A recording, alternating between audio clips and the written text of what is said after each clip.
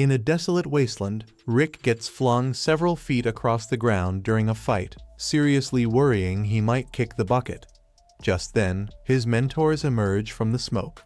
Instead of offering first aid, they shower him with praise for his progress over the past 2 years of grueling training. They assure him he should breeze through the E-rank adventurer exams. In this world, adventurers are typically young due to the physical strain, but some adults, like Rick, never give up on their dreams. Determined, Rick heads to the reception desk to get his exam ticket. The receptionist, while confirming his details, recognizes Rick and excitedly reminds him that they used to know each other. Rick doesn't recognize her at first, but soon recalls they were co-workers 2 years ago. She was shocked when Rick abruptly resigned from his job to become an adventurer. Rick feels a bit embarrassed since most people start as G-rank adventurers in their teens and reach E-rank within a year or two. The receptionist asks what he's been up to, and Rick explains that he's been training in the mountains with his mentors for the past 2 years. Just then, the guild's usual drunkard approaches the desk and starts flirting with a receptionist. When she tries to decline, he gets rough, prompting Rick to step in and knock him out with a light tap to the stomach. The receptionist apologizes. Rick said, "It's fine," but he still doesn't understand why Gil serves alcohol. With that settled, Alyssa finally hands Rick his exam ticket. To his dismay, Rick received the unfortunate number 14242. He heads outside where a maid named Rionette greets him. She asks if he's done with his registration, and Rick confirms, thanking her for waiting, expressing his excitement for the exam. Inside, the other adventurers are shocked by the handprint left on the drunkard's armor, which is made of dense steel. 2 guys recognize the drunkard from a mugshot and reveal he is Demal, an A-rank adventurer wanted for 30 counts of assault. The receptionist knows Rick is responsible, but realizes he may be overqualified if he can take out an A-rank adventurer. Meanwhile, Rick undergoes a physical exam and is measured to be about 5'8". The physicians are surprised he's taking the test at 32 years old. Next, the candidates are instructed to place their hands on a crystal ball to measure their mana levels. The orb glows according to their mana, with the highest result being a C. When Rick touches it, the orb barely lights up, earning him an F. The other candidates mock him, but as the examiner calls for the next candidate, the orb spontaneously shatters. The next test measures offensive abilities by striking a green rod, a special slime bag that absorbs impacts. Rick recalls training with a golden slime bag and being told by his mentor that he had to destroy it with his fists to become an adventurer. Despite his doubts, he trained relentlessly. Candidates line up to strike the bag, with the second son of the Derrier family impressing everyone with his Hellfire spell despite being only 11 years old. Rick, remembering his mentor's deadly fireballs, is shocked at the kid's seemingly powerful yet tiny fireball. When it's Rick's turn, the examiner questions if he's really over 30 and suggests he should quit due to his poor mana score and age. Rick feels judged and considers giving up but decides to give it his all. He winds up his punch, and the bag splatters everywhere, shocking everyone, including Rick. The kid, frustrated by Rick's success, vows to outperform him in the next test, which involves defensive magic. However, Rick effortlessly tanks a powerful nature spell, leaving the kid speechless. The examiner compliments Rick's skill, and Rick, doing his best, appreciates it. Rick has been giving it his all, relying solely on a first nature spell for defense. The examiner advises him to use higher-tier defensive magic, but Rick reveals that he only knows first-order spells and is truly doing his best. The examiner is shocked that someone with such precise mana control is limited to first-order spells. Rick assures him that his basic spells are sufficient for anything the examiner can throw at him. Taking this as an insult, the examiner prepares a fifth-order spell to show Rick not to underestimate him. A shock cyclone echoes through the kingdom, attracting Sylvester to the exam center. Sylvester learns that an F-rank adventurer, Rick, destroyed a slime bag with his bare hands and blocked a fifth nature spell using basic defense magic. Initially skeptical, Sylvester realizes the truth when he sees Rick confidently taking the written part of the exam. After the test, Rick tells Renette he's confident he aced the written part, thanks to his 14 years as a guild receptionist. However, he worries about his overall scores due to an F in his mana exam. Renette reassures him, but a kid named Freed angrily confronts Rick for outperforming him, ruining his chance to show off. Freed's sister, Angelica Doot, arrives and, seeing her brother upset, challenges Rick to a duel by throwing her glove. Unaware of the noble custom, Rick picks up the glove, accepting the challenge. Angelica, a second-class royal knight, sets the duel's penalty. The loser must serve the winner for life. Renette explains that a second-class knight is about B rank. Rick is nervous, but Renette encourages him, reminding him of his rigorous training. The duel begins, and Angelica uses her blink step to showcase her speed. However, Rick finds her movement slow and easily dodges her attacks. Angelica, frustrated, uses her special technique to move 3 times faster, but Rick still dodges effortlessly. She tries one last desperate attack but trips, and Rick's punch blows a hole in the ground, scaring Angelica. Realizing Rick's strength, she surrenders, forgetting her penalty. She runs away, and Rick, unconcerned about the bet, waits for his exam results. Renette informs Rick that his mentors are coming to check on him, causing him to panic as their presence always spells trouble. As Rick and Renette return to the exam center, anxiously awaiting the announcement of their results via their exam tickets. If the ticket glows blue, they've passed and move on to the second stage. Any other color means failure. Rick is nervous about his results, but Renette reassures him he did well. Rick appreciates her kindness, thinking if he were 10 years younger, he would marry her. However, she also shows her tough side, threatening to triple his training if he fails. Just then, Rick's ticket starts to glow. He picks it up and is thrilled to see he passed the first exam. As he and Renette leave the hall, a dreadful stench fills the air. A rich man approaches Renette, introducing himself as Raster Diremute, the eldest son of the Diremute family. Rick has dealt with 2 Diremute family members before, but this time Raster is here to pursue Renette. Rick tries to introduce himself, but Raster dismisses him and focuses on Renette, declaring his love for her personality and asking her to become his second wife. Rick intervenes, claiming Renette is his girlfriend. Raster notices Rick's exam card and mocks him for still being an F rank at his age. Rick retorts that Raster looks too old for the exam as well, but Raster reveals he passed at 14 and is now an A-rank adventurer and an instructor for the second part of the exam. Confident he has asserted dominance, Raster asks Renette to join him for dinner. Renette rejects him, saying the only man she'll go with is Rick, especially given Raster's overwhelming perfume. Furious, Raster vows to make Rick suffer in the exam and win Renette's love. After Raster leaves, Rick prays he won't have to deal with him during the exam. Rick notices that Renette is still clinging to him, so he jumps back in embarrassment and apologizes for calling her his girlfriend. Renette reassures him that it was fine, as he did it to fend off Raster, and it made her happy. Meanwhile, Raster is fuming because he couldn't win Renette over and lost to a middle-aged man. Just then, his 2 siblings, Freed and Angelica, approach him, complaining about an old man who messed with them during the exam.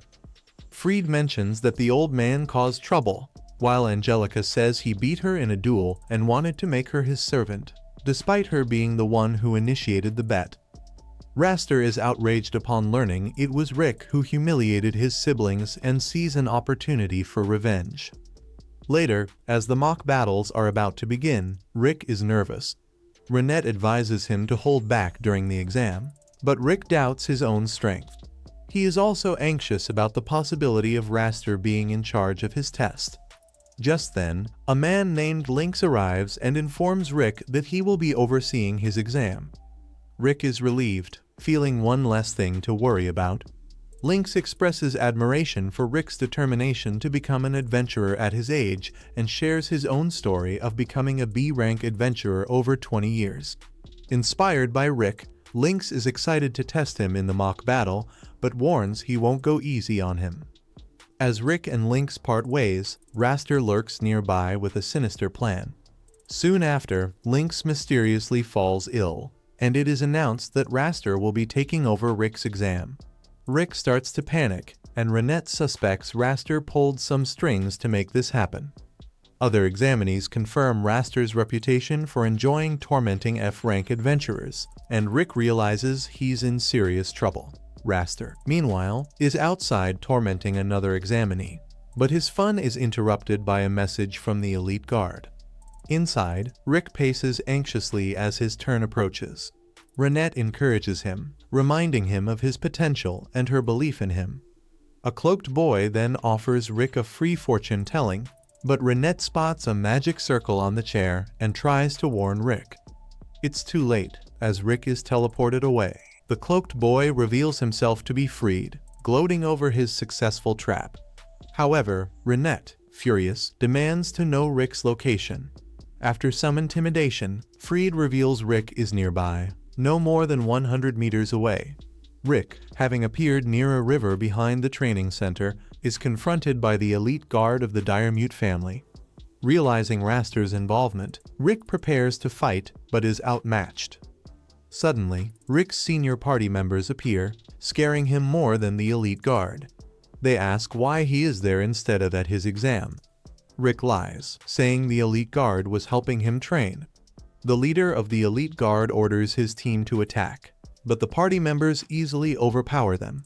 They quickly subdue the elite guard, with Mizette using a rifle and Alice vaporizing an attacker who tried to take her hostage. Realizing the strength of Rick's party, the elite guard's leader decides to retire immediately. Rick returns to Renette after she deals with Freed, and they find Lynx, who had been beaten up by Raster.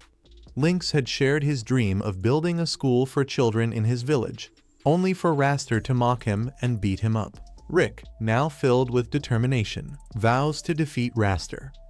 Meanwhile, Raz was busy tormenting the poor trainees in the yard. A man perched on the benches above laughed at the chaos unfolding below.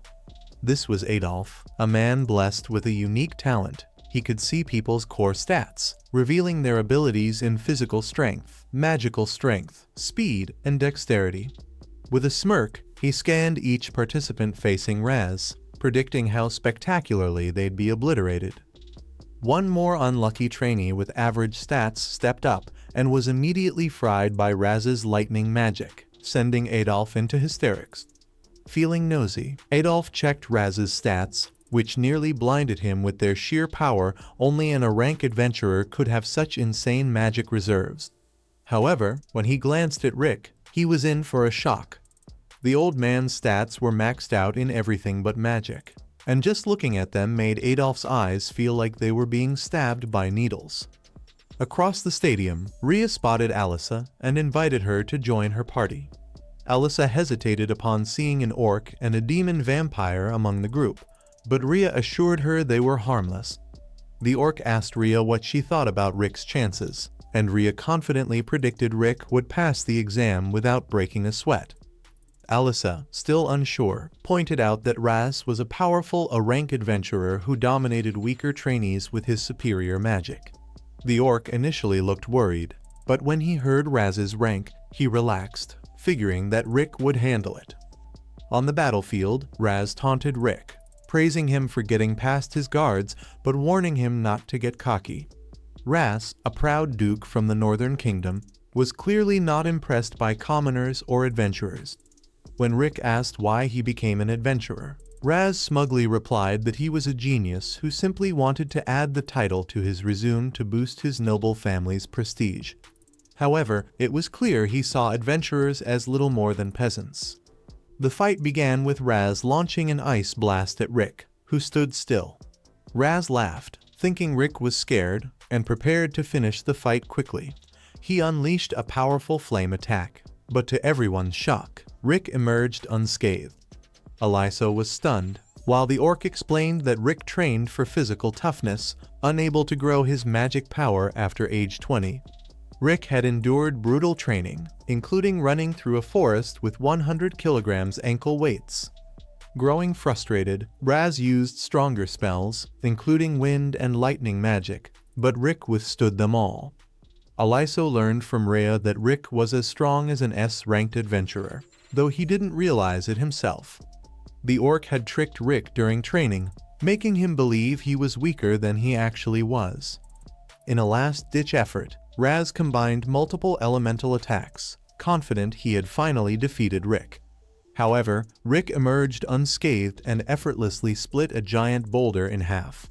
Shocked, Raz reinforced his body with magic and charged at Rick with extreme speed. Rick remained calm, landing a lazy punch that sent Raz flying. Regaining his balance, Raz was bewildered and frustrated by Rick's resilience. Rick realized that despite Raz's impressive mana reserves, his skills were unrefined and inefficient due to always getting what he wanted easily. Every move of this noble brat seemed like a dumpster fire to Rick, boosting his confidence immensely. Finally taking Rick seriously, Raz unleashed his strongest fire magic, but Rick effortlessly blocked it with his hand. Enraged, Raz attempted a sneak attack, only to be counterpunched by Rick. Raz managed to reinforce his body with steel magic just in time to avoid serious injury. Despite this, he refused to acknowledge Rick's skills, dismissing it all as mere coincidence. This infuriated Rick, who recalled his brutal training, surviving in a dragon's nest, enduring explosions, drowning in venomous ponds, being pushed off cliffs, crushed under rocks by Alice, and hit by falling logs during training with Rhea. Only through the orc's special healing magic, capable of reviving recently deceased individuals, did Rick manage to push his limits. Back in the arena, Raz used earth magic to bind Rick with strong roots and summoned a tree golem to finish him off. Unfazed, Rick used a basic but perfectly practiced air shot spell to break free from the roots and clash with Raz in the middle of the arena, creating a shockwave that astonished everyone. Initially confident, Raz was stunned as Rick's air shot overwhelmed his magic, causing the tree golem to explode and knocking Raz unconscious. Later, Rick rejoined his friends, who congratulated him on passing the test. Before they could celebrate with lunch, Raz approached with his siblings, vowing to be Rick's examiner for his promotion exam and promising to defeat him next time. As Raz walked away, Rick and his friends awaited the unveiling of the passing adventurer's results that evening, pondering the adventures that lay ahead. Flashback to Rick's childhood.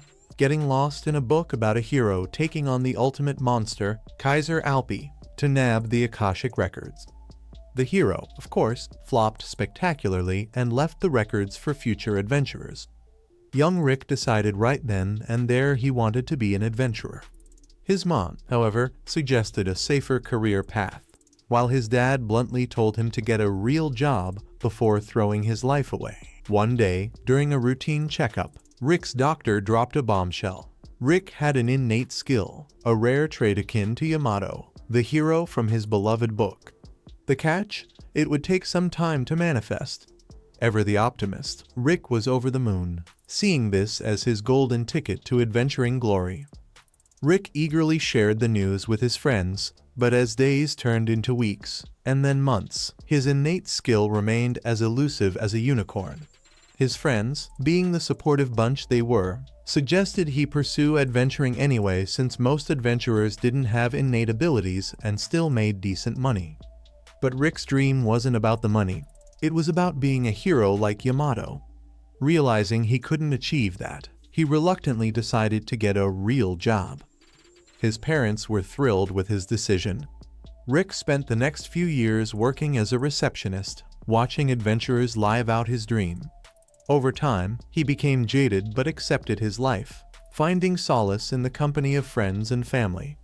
One day, he stumbled upon his old storybook about Yamato, now just a relic of his childhood dreams. At work, Rick helped Alyssa, a new hire, and warned her about the increased monster activity.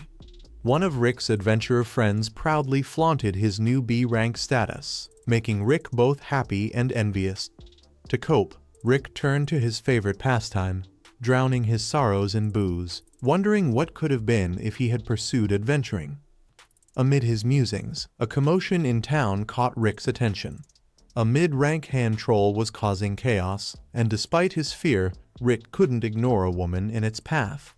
As he braced for a heroic but gruesome end, Renette, an S-rank adventurer, swooped in and effortlessly dispatched the troll.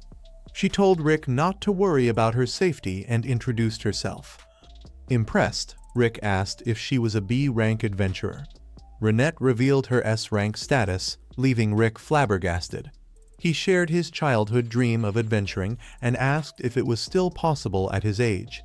Renette, noting his courage, explained the crucial role of mana reserves, which are nearly impossible to build as an adult. Rick, though expecting this answer, still felt the sting. Finding solace in the fact that an S-rank adventurer gave him the truth, he decided to settle into his ordinary life. Renette apologized if she hurt his feelings, but Rick appreciated her honesty, finally finding closure. Plus, it's not every day he gets to meet a lady as pretty as Renette, so he jokingly invites her to grab a meal with him sometime. Surprisingly, Renette immediately agrees and offers to meet him the next day. Rick is on cloud 9 and decides to work even harder, even wishing his friend Zaid luck on his next quest without a hint of jealousy.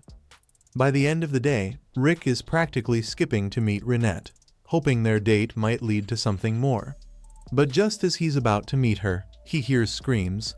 Monsters are attacking. Rick's date plans go up in flames. Assuming Renette is already fighting, he rushes to check on her. She's holding her own, but with more monsters approaching, she asks Rick to stand back while she handles it.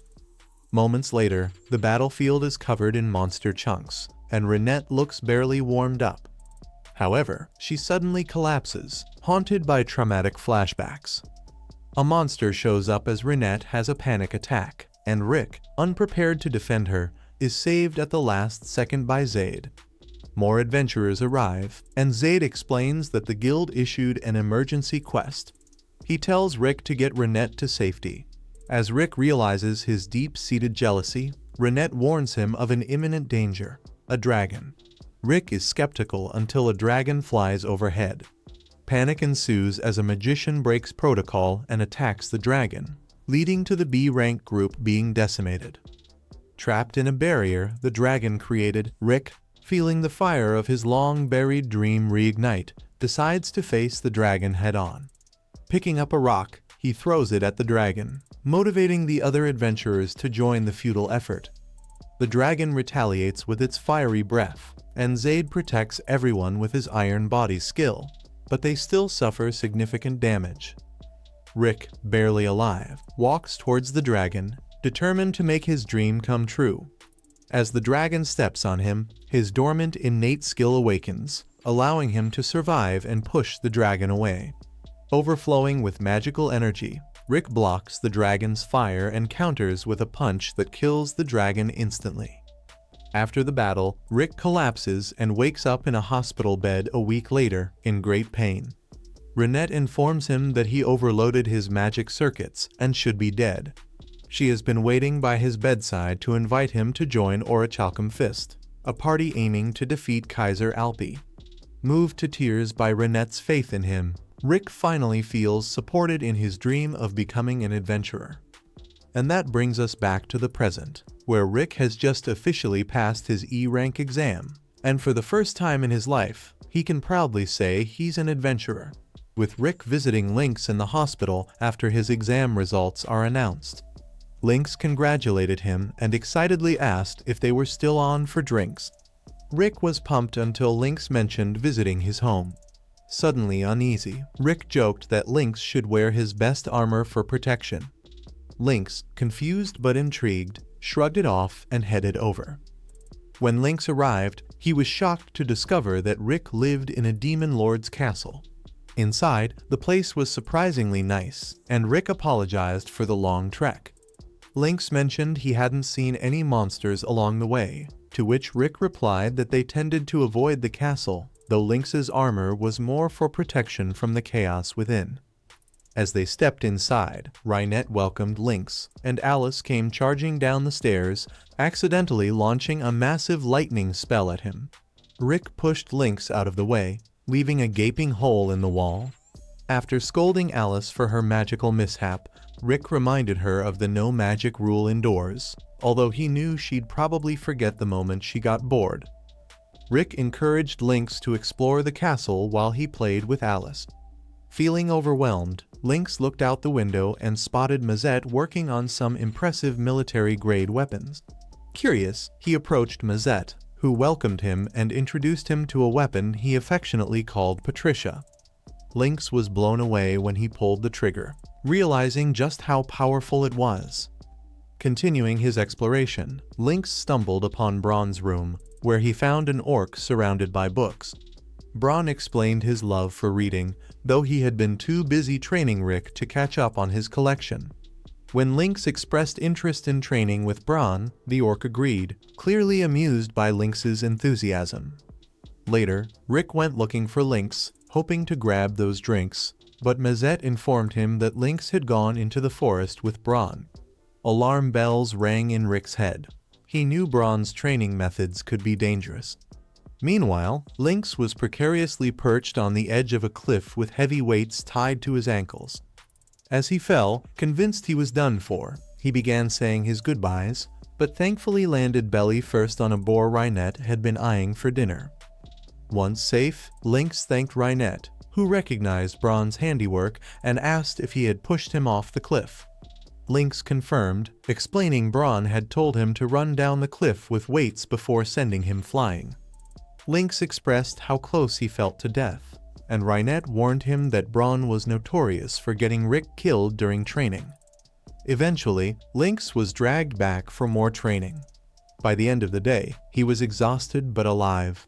When Rick found him, he asked why Lynx had agreed to train with Braun, knowing the risks. Lynx replied that Braun promised him light training, but Rick cautioned him never to trust Braun's word. He also warned Lynx about Alice's antics and Mazette's seriousness, but the others shrugged it off, saying this was just how things were. Later, while sipping tea and waiting for dinner, Lynx complimented Reinette's cooking and questioned Rick about his relationship with her. Rick insisted there was nothing romantic, citing their age difference. Lynx called him out, saying he saw the affection in Rick's eyes and encouraged him to express his feelings. When dinner was served, Lynx praised Reinette's cooking as the group devoured the meal, requesting seconds. With Rick distracted, Lynx turned to the others to chat. Meanwhile, Brost informed Lynx that Rick's innate skill, *reckless soul*, could only activate under specific conditions. If it ever kicked in, Rick would easily surpass everyone else. When Rick and Reinette returned, Brost had a question for Lynx about the 6 magical stones, known as the jewels, said to be essential for defeating Kaiser Alipate. Lynx recognized them from legends but thought they were mere tales. However, since Rick took them seriously, he offered to check the Central Agency's confidential information. After that, Rick sought more relationship advice from Lynx, admitting his previous attempts with Reinette hadn't gone well.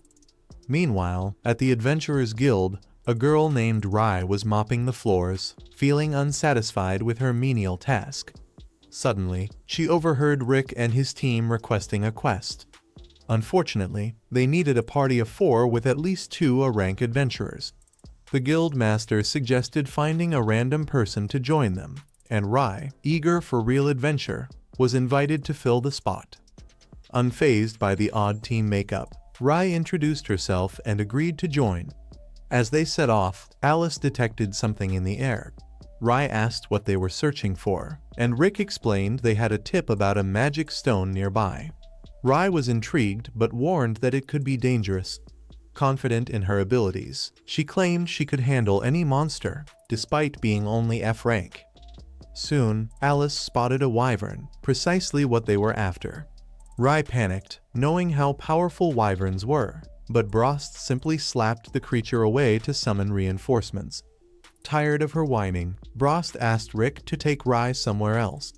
As they walked out of the forest, Rye scolded Brost for attracting wyverns, but soon they heard the sound of wyvern bodies hitting the ground. Brost and Alice had jumped into action. Stunned, Rye nearly got taken out by a red wyvern. Rick saved her just in time, but she was still terrified, realizing a rank adventurers struggled against such beasts. However, Rick then walked up to the red wyvern and knocked its head off with a single punch, leaving Rai utterly speechless. The next day, Rai reflected on her experience and was glad to see the guild master, who expressed relief at her survival. He informed her that Rick's team was the strongest on the continent, composed entirely of S-rank adventurers. Inspired, Rai vowed to train hard until she could reach S-rank herself. She handed her broom to the guild master, eager to start training. Meanwhile, after returning from the wyvern hunt, Rick and his team successfully retrieved one of the jewels from the wyvern's den. Thanks to this treasure, Mazette pinpointed the next jewel's location in Heratopia, a city famous for its colosseums and powerful fighters. The story continues as Rick, Orc, and Rhea arrive in the bustling kingdom of Heratopia. Orc shares the legendary tale of the first King Alexander, who began with nothing but a small arena and his bare fists. With a jaw-dropping 10 seasons and win streak, Alexander's raw power attracted fighters and spectators from across the globe, transforming Heratopia from a fledgling kingdom into a thriving hub of martial arts. Orc's eyes gleam with anticipation, eager to witness the kingdom's elite fighters in action. But first, he's determined to hunt down the 6 grand orbs thereafter. As they seek directions, the locals' reactions to Orc are less than welcoming, but they're soon distracted by a commotion involving a cat girl named Millie and a bald thug named Gold. Rick steps in to help, but Orc, flexing his muscles and oozing confidence, handles the situation with a swift and decisive beatdown. The defeated thug, now compliant, introduces himself with an awkward bow, confirming that the orb they seek is embedded in the belt of Kelvin, the reigning champion of the Fist King tournament. Rick and Orc exchange impressed glances at the mention of Kelvin's impressive undefeated streak. Gold and Millie are anxious as they confirm the orb's location. Kelvin, mistaking Rick for a fan, quickly realizes he's up against a worthy opponent.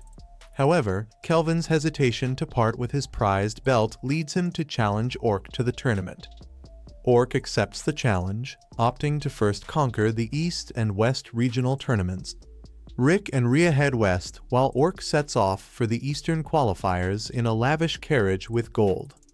Rick's first challenge is a selection test, where his opponent, Angelica the bratty knight from their previous encounter, looks confident, but quickly realizes she's outclassed. Despite her frustration, she bows out gracefully, letting Rick advance to the Western qualifiers. Later, Angelica, still miffed, confronts Rick in a tearful showdown. To lift her spirits, Rick invites her to dinner at Millie's family inn. Millie, clearly disappointed by Orc's absence, listens as Angelica warns Rick that the Fist King tournament is no cakewalk. It requires at least 40 matches, typically stretching over 6 months. The following day at the qualifiers, Rick is warned about his upcoming opponent, known for using prohibited weapons. Despite thorough checks, the opponent, a crooked fighter wielding an impact stone that amplifies his punches, attempts to blind Rick with his coat and strike him. However, Rick, unimpressed, easily dodges the attack, letting the crook injure himself. Rick then nonchalantly uses a shockwave punch to knock him out without breaking a sweat. Rick wins his first match and gears up for the remaining 39. Angelica faces a karate practitioner next. With a dazzling display of her blink step and a swift back kick, she clinches victory by throwing her opponent into a wall. Outside the arena, Rick congratulates Angelica for qualifying after beating all 40 opponents. Angelica is astounded and warns Rick of the grueling challenge ahead. Unperturbed, Rick quips about his next arena being a mere 30 kilometers away and takes off at lightning speed, leaving Angelica wide-eyed. Rhea and Angelica travel via rooftop leaps to the next arena, arriving just in time to witness Rick's victory. Rick breezes through his remaining fights, employing shockwaves and super speed to outmaneuver his opponents. After 4 days of relentless matches, Rick's victory streak amazes Angelica, who is relieved he's not in her block. Rhea mentions Rick's formidable trainer, Orc, and Angelica realizes she's up against an elite fighter group. She asks about Rick's whereabouts, only to learn he's out on a 600 kilometers jog, which seems like a stroll to Rhea. That evening, Rick meets Snape, the Lizard Man chairman of the West League Committee. Snape congratulates Rick on setting a record and warns him about potential shady dealings. Puzzled, Rick heads to Millie's restaurant, where she warns him about Snape's unsavory connections. Overhearing gossip about a dark elf bunny girl, a description that fits Rhea, Rick rushes to the stadium, finding Rhea and Angelica in bunny costumes promoting gambling. Rick is taken aback by Rhea's costume and questions the gambling promotion. Back at the gym, Discount Nick Fury reads about Orc's astonishing feat of 40 wins in just 2 days. As Kelvin excitedly shares the story of Rick winning 40 bouts in 4 days, a remarkable feat, it brings back memories for his mentor. Reflects on how he found Kelvin in a shady town and offered him a shot at a better life through gladiatorial arenas. The next morning, as Rick, Rhea, and Angelica sit down for breakfast, Angelica grows tense when Rick mentions Snape. She becomes visibly stressed but avoids elaborating. During the first main match, Angelica faces off against Sam Sewell's sister, pushing through her strain to secure a win with a powerful kick. Rick, in his match, faces a wind magic user. Despite the opponent's magical efforts, Rick swiftly evades and dispatches him with a barely there karate chop. Matches proceed swiftly, with both Rick and Angelica advancing. By evening, Angelica, exhausted from the day's fights, is skeptical about her next opponent. Rick offers to train her, and Angelica, though hopeful, is wary. Later, Angelica's match kicks off against a human bulldozer. She's faster, but her attacks barely make a dent. Desperate, she tries some magic water prison, lightning strike, but the big guy's still standing, taunting her. Out of gas, she's quickly knocked out. Afterward, Rick finds her and suggests she was too hasty. Grudgingly, Angelica spills the tea. Her parents died, leaving her and her siblings broke. Grandpa made a shady deal, trading her engagement to Snape for some quick cash. Now Snape's rigging the tournament to make bank, and Angelica entered to stop him. As they investigate a commotion in a tavern, they find Jeeth, a red lizard man, choking a waitress. The large man who previously defeated Angelica tries to intervene, but is overpowered by Jeeth. Angelica, despite the danger, steps up, but Rick intervenes. Snape arrives, explaining Jeeth's temper and promising to make amends. Angelica suspects Snape of match-fixing and manipulating the tournament for profit.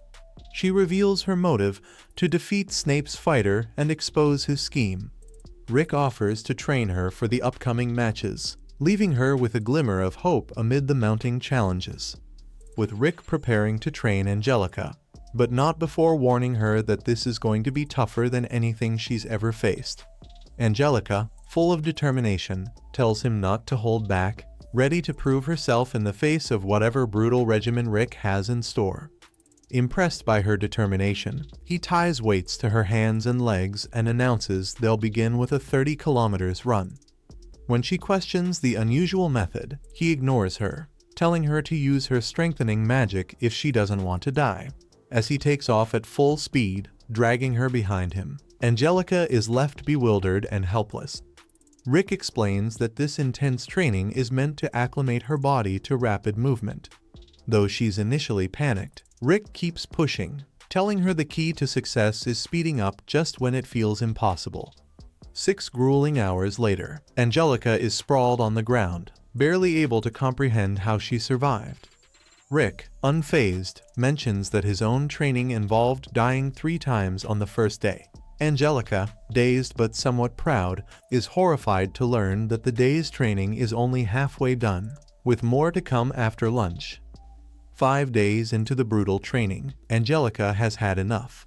She flees to a remote cafe, convincing herself it's a tactical retreat to preserve her sanity. But before she can even finish her meal, Rick appears, much to her shock. He casually joins her for coffee, acknowledging her desire to escape.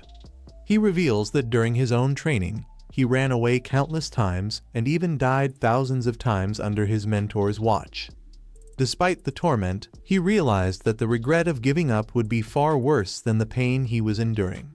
Inspired by Rick's story, Angelica confesses her disdain for noble traditions and her dream of becoming the first special-class female knight. Reinvigorated, she vows not to give up. Rick then reveals that he's arranged for a special instructor to help Angelica hone techniques that turn her hands into swords, as weapons are prohibited in the upcoming tournament. The scene shifts to Angelica's final match to secure a spot in the main tournament. Her opponent is Silva Hant, and both have one loss each. Angelica's friends notice she seems different today. The match begins, and to everyone's astonishment, Angelica defeats Silva with a single powerful kick. However, she remains in a trance, continuing to fight even after the match is over, forcing the referees to step in. Later, back at the inn, Angelica comes to her senses but feels uneasy about the strange looks she's receiving from the townsfolk. Rick, unconcerned, points out that the important thing is she won. The group discusses rumors about an orb being in the Empire, but they soon discover the news was false. That evening, they all gather for dinner, where Rick advises Alisar against participating in the tournament, given the risks involved. After finding out that Angelica is competing in the tournament, Braun is curious to learn about her training. Angelica proudly reveals she's been learning under Rick and Rionette. Rick praises her as a fast learner with natural talent, but Angelica isn't entirely confident she's had enough time to prepare. Braun reassures her that hard work never betrays, and Mizette chimes in, encouraging her to trust her efforts. With everyone cheering her on, Angelica's mood lifts. The scene shifts to the start of the main Fist King tournament.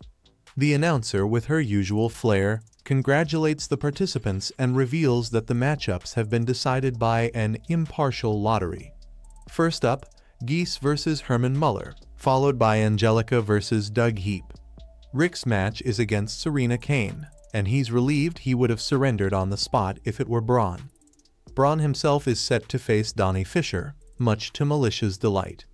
When Eddie Grace is announced to fight the reigning champion, Kelvin, the betting booths open, and the crowd goes wild. Angelica, sensing something off, points out to Rick that Geese's path to the finals seems suspiciously obstacle-free, clearly orchestrated, so he won't face tough opponents until the final showdown. Rick and Angelica speculate that Snape plans to hype Geese up only to bet against him in the finals, making a killing when Geese throws the match. Angelica, ever the determined fighter, vows to derail these plans by defeating Geese in the second round. Rick teasingly asks what she would have done if she had faced Geese in the final, but Angelica is caught off guard, realizing she hadn't thought that far ahead. Rick and Braun head to the stands, where they bump into Kelvin. Braun, ever the competitor, declares he's gunning for Kelvin's championship belt. Kelvin's master observes his fighter's determined expression, reminiscent of his early days, and recalls the time he brought a young Kelvin to his gym. Kelvin was eager to fight the gym's top contender, only to be swiftly defeated. Yet, instead of being discouraged, Kelvin's defeat ignited a fierce desire to train harder, leading him to victory in his first Fist King tournament. 6 years later, that fire still burns. In the first match, Herman's punches bounce off Geese like pebbles, and Geese, bored and annoyed, ends the fight with a single punch. The announcer hypes him up as possibly the strongest sponsored fighter in history. Angelica and Rick note Geese's power, but find his amateurish movements odd. The rest of the matches proceed without much trouble, with Rick, Braun, and Angelica winning handily. When the champion Kelvin faces Eddie, the crowd is buzzing with anticipation. Eddie tries to strike first, but Kelvin counters with uncanny precision, almost as if he knew the attack was coming.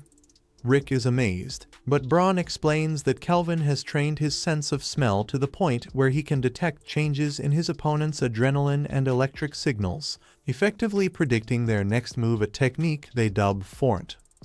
Kelvin then playfully allows Eddie to land a hit before taking him down with a single, decisive blow. Rick realizes that Kelvin had been toying with his opponent all along. As the next round looms, Rick is eager to see the fruits of Angelica's training. Snape, ever the opportunist, takes a seat beside Rick, opting to watch the match up close since it's between his brother and his fiancée. Before the match, Geese fails to recognize Angelica as his opponent, only recalling that his brother told him not to damage her face since she's to be his future wife. Angelica, incensed by his arrogance, vows to beat him senseless. In the arena, the match begins, and Angelica's initial kick does little to faze Geese. Dodging his counter, she realizes that conventional attacks won't work. To everyone's shock, she cancels her strengthening magic and unleashes a technique called Mono Reflex Inversion. Charging at Geese with Blink Step, she manages to land a blow, slashing his gut and proving she's not to be underestimated. Rionette reveals the secret behind Angelica's unique technique. Thread cut, a hidden art of body control that involves releasing a potent burst of stored energy.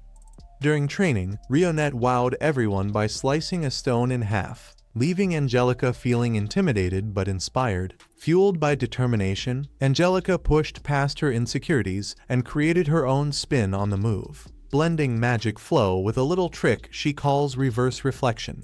Rionette warns that Thread Cut packs a wallop more powerful than standard moves, but Rick confidently vouches that Angelica's intense training has toughened her up for the impact.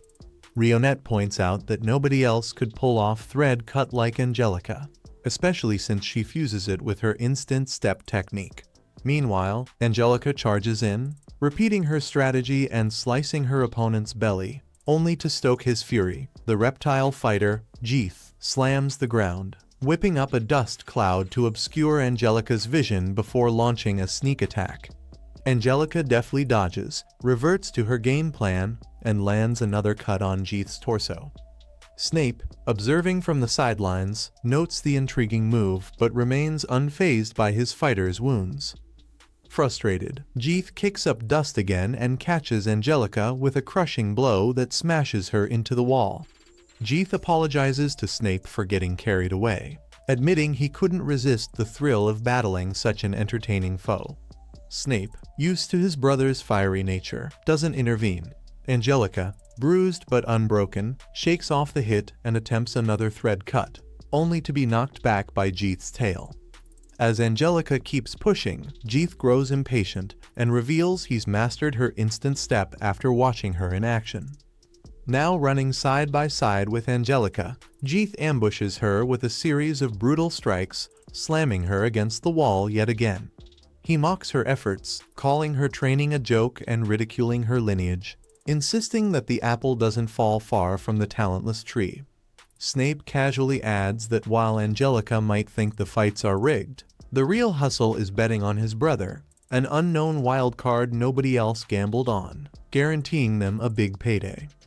Back in the arena, Jeeth unleashes a relentless barrage of attacks, determined to crush Angelica's resolve. Though beaten and battered, she refuses to surrender. Just when Jeeth is about to land the final blow, Rick tosses his shoe, derailing the attack. Incensed, Jeeth confronts Rick, who nonchalantly ties his shoe and steps up to fight. Jeeth eagerly anticipates a brawl, but Rick shuts him down with one swift move. Rick then checks on Angelica, finding that despite her severe injuries, she's still very much alive and kicking. Meanwhile, other fighters advance, and the competition narrows down to the final four. The next morning, Rick hits the training grounds early and runs into Angelica, who's second-guessing her decision to rebel against her noble duties. Regretful and unsure, she voices her doubts. Rick, feeling guilty for misjudging Jeeth, asks her to keep her eyes on his next match. In the semifinal showdown, Jeeth taunts Rick, saying he should have put Angelica out of her misery. Furious, Rick shuts him up with a bone-crunching punch that catches Jeeth off guard. Jeeth lashes out but ends up coughing up blood after another strike. Angelica is stunned by Rick's technique, and Rionette explains that Rick's using a nasty little move that targets internal structures. Talk about hitting where it hurts. Realizing he's outmatched, Jeeth powers up with Dragon Force, cranking up his strength and speed. Braun notes that the move probably drains a ton of magic, and Snape casually mentions his brother never bothered training to boost his magic reserves. Rick throws another internal punch, but Jeeth blocks it with Iron Body, taking no damage. Now supercharged, Jeeth pummels Rick with a flurry of blows. Snape smugly suggests the outcome set, but Braun thinks Rick's playing a different game altogether. Despite Jeeth's fury, Rick barely flinches thanks to his fluid strikes ability, which spreads the impact of hits across his body, leaving him unscathed. Jeeth accuses Rick of holding back, and Rick admits he's been dialing down his powers to match Angelica's level, aiming to inspire her rather than just rack up a win. Brune chimes in, saying Rick's endgame isn't just victory, it's about lighting a fire under Angelica. Rick warns Jeeth that his rage-fueled assault will eventually backfire, but Jeeth, ever stubborn, won't listen. Determined not to lose, Jeeth layers iron body, strong fist, and instant step into a brutal combo, turning himself into a one-man wrecking crew. But Rick's next penetrating strike shatters Jeeth's defenses like glass. Jeeth, now exhausted and vulnerable, gets a lecture from Rick.